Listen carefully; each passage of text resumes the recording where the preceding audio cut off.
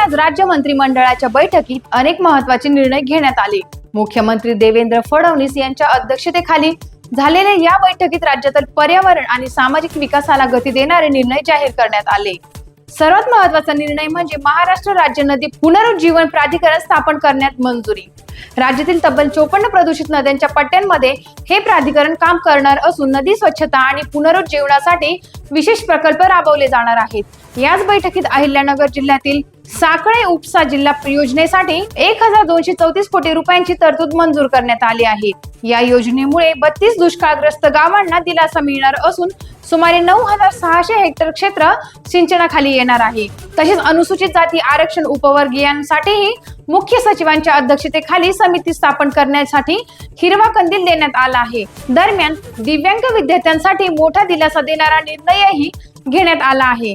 तब्बल 12 वर्षांनंतर त्यांच्या शिष्यवृत्तीत वाढ करण्यात मंत्रिमंडळाने मंजुरी दिली आहे। एकूणच आजच्या बैठकीत विकास, पर्यावरण आणि सामाजिक न्याय यांचा समतोल साधण्याचा प्रयत्न दिसून येत आहे।